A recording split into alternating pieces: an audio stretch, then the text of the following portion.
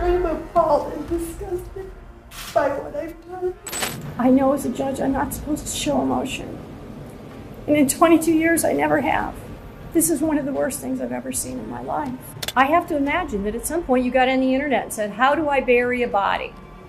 Because this is unbelievable.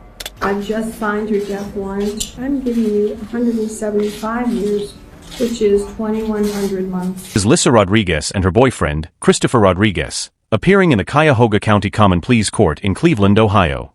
Judge Nancy Margaret Russo is about to announce their sentence. The events that brought them here happened years ago. On that tragic night, Christopher brought an unconscious Jordan, Lissa's 5-year-old son who had special needs, to Lissa. Instead of seeking help, Lissa gave the boy a cold shower and put him to bed. Tragically, the next day, the child was found dead.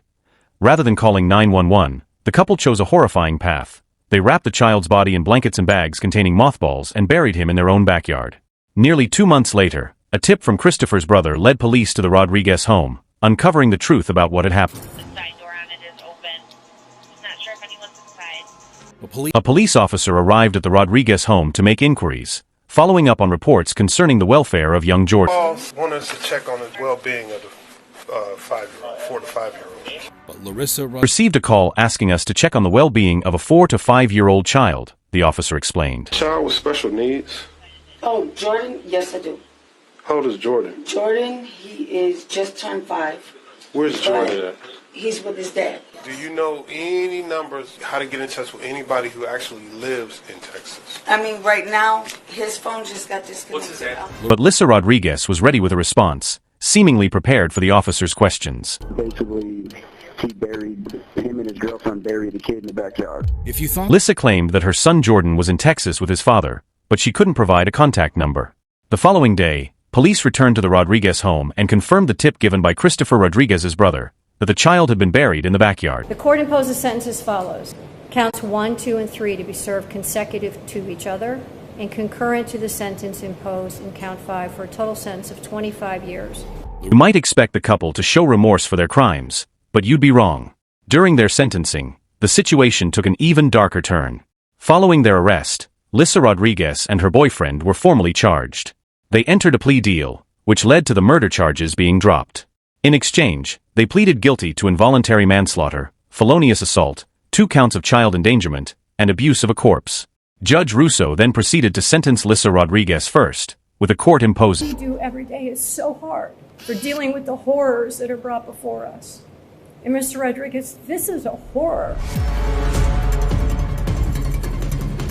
I know as a judge I'm not supposed to show emotion. And in 22 years, I never have. This is one of the worst things I've ever seen in my life. You and Larissa, I look at friends and family and people who are desperate to have children and want to have families, and you two have babies with no consideration. You just keep having them, disregarding the value of their life, disregarding their purpose in life, like they're less than an object. But Lissa Rodriguez was sentenced to 25 years in prison. But before Christopher Rodriguez received his sentence, Judge Russo had some pointed words to address him. She reminded him of the gravity of his actions and what was expected in the courtroom. Not accept the recommendation. That's right. Judge Russo wasn't finished. She stated firmly, "I will not accept the recommended sentence." The suggested 20 to 25 years, agreed upon by both the prosecution and defense, was rejected. The judge made it clear that such a sentence did not reflect the severity and brutality of the crimes committed. "You had every opportunity to act differently," she told the defendants, emphasizing the gravity of their act. Every opportunity at so many points to make a difference, to get help, to stop beating somebody, to call the police, to ask for help, to try to take him to the hospital. I have to imagine that at some point you got on the internet and said, how do I bury a body? Because this is unbelievable. Christopher Rodriguez was sentenced to 28 years in prison, the maximum penalty available. He appealed the ruling, but the decision was upheld. Currently, both Christopher and Lissa Rodriguez are serving their sentences at separate facilities within the Ohio prison system. Their sentences combined represent the full extent of the law's response to their As follows, it's a total sentence of 28 years. It's the maximum sentence available. This is a horror. I know as a judge I'm not supposed to show emotion. And in 22 years, I never have. This is one of the worst things I've ever seen in my life. The behavior of Christopher and Lissa Rodriguez was shocking, but nothing compares to the chaos unleashed by Jeremy and Christine Moody in a South Carolina courtroom. This married couple, tied to neo-Nazi beliefs, stood before the judge for their sentencing. Despite their smiles, they had been found guilty of first-degree murder for killing Charles Parker and his wife Gretchen. The Moodys had targeted Charles Parker, a stranger, after discovering his address on a sex offender registry. Their extremist beliefs convinced them that it was their divine mission to eliminate all sex offenders. Authorities were able to track down the couple using surveillance footage from the Parker home and by identifying Jeremy's tattoos, which included skinhead across his neck and white power on his head. The real shock came inside the courtroom. During questioning, the Moodys not only admitted their guilt but also confessed to their crimes in detail, revealing that they had intended to kill even more sex offenders. They were charged with murder, kidnapping, and burglary, and it was now their turn to plead before the court. Not a day goes by that I don't regret things that happened. And I know that what I've done is a sin, and I believe that God has forgiven me of it. Please have mercy on Christine and I so we can still have a chance to grow old together as husband and wife. The Bible clearly states, "Thou shalt not kill." I'm sorry I broke that commandment, but I truly believe God has forgiven Jeremy and I hope she will too. After listening, expressed remorse in court and pleaded to remain together, but the final decision now rested with Judge Lee Alfred. All eyes were on the judge as he prepared to determine the consequences for Jeremy and Christine Moody's shocking. Kill these two people.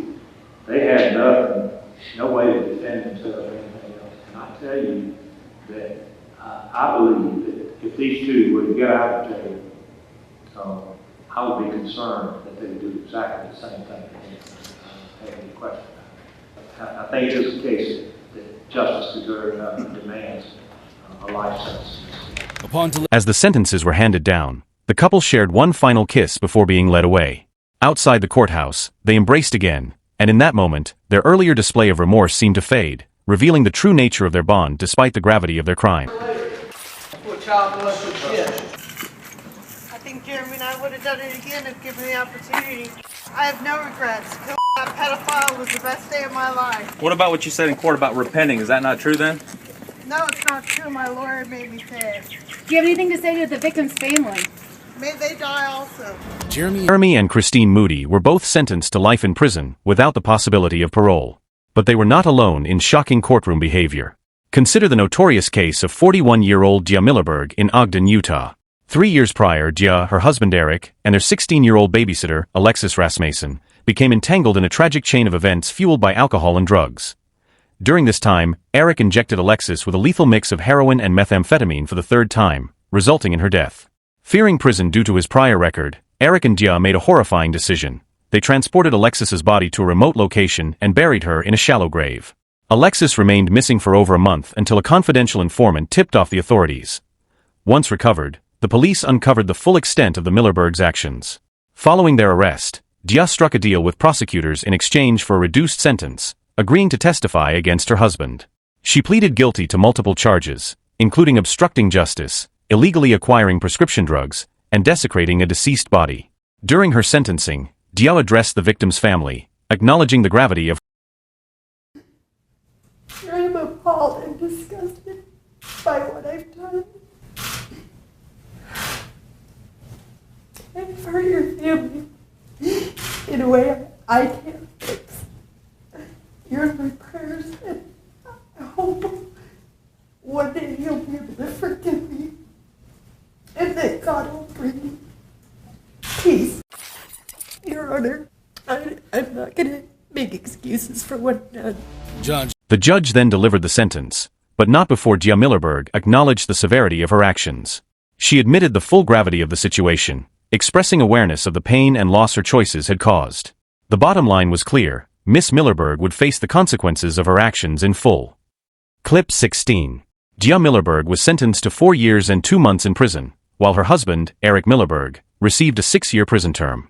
The court made it clear that both would be held fully accountable for their roles in the tragic event. The bottom line is, Ms. Millerberg, I do think that prison is the appropriate sentence in this particular situation. I realize that 3 years of allowing you to rebuild and your family and everything of that nature, and then to come in and say, okay, Judge, you're going to destroy that. But I take these cases as I find them to be. I didn't have any control that it took 3 years to bring this to trial. It's going to be the order and sentence of the court that you're to serve 3 indeterminate terms at the Utah State Prison of 0 to 5 years. I will recommend that they run concurrent. While some may try to explain the Milberg's crimes as a fear of returning to prison, it pales in comparison to the shocking behavior of Cyrus Matthews. Matthews appeared in court facing misdemeanor charges stemming from a road rage incident. Just when you think his actions couldn't get any worse, his courtroom behavior reveals a new level of audacity. Despite being sentenced to jail, Matthews attempted to argue his way out, showing a complete disregard for the consequences of his... I'm appalled and disgusted by what I've done. While taking a slightly different approach, Matthews just walked out of the courtroom. Clearly, he's not in the mood to go to jail and seems determined to avoid serving his sentence. Is there any way that we can reverse this jail time? Well, you're going to go to jail today. If you need to get out to attend a hearing, we can consider furloughs. When that didn't work, midway through his escape, Matthews appears to reconsider his actions. Court officials try to reason with him, pointing out the consequences of his folly. Just as it seems he might return to the courtroom, his girlfriend shows up, adding a moment of hesitation to the situation. You have to go today, right? Matthews and his girlfriend sped off, soon drawing the attention of the Wadsworth police. What started as an escape quickly turned into a high-speed chase, reaching speeds of up to 90 miles per hour. Driving an older vehicle, Matthews lost control, and the chase ended when he collided with a white SUV. Officer Whaler rushed to the scene. Fortunately, the passengers, a couple and their baby, were not seriously injured. Amidst the chaos, Officer Whaler hurried to Matthews' wrecked car to help him and his girlfriend out.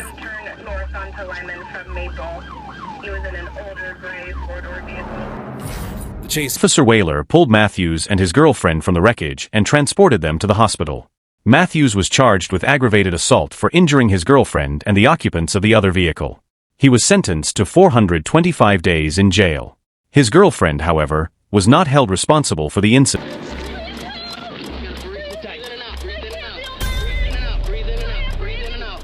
I'm gonna need multiple squads. I need help, sir. Eventually, during their sentencing, some defendants freaked out, but consider the case of Mr. and Ms. Yang in a South China courtroom.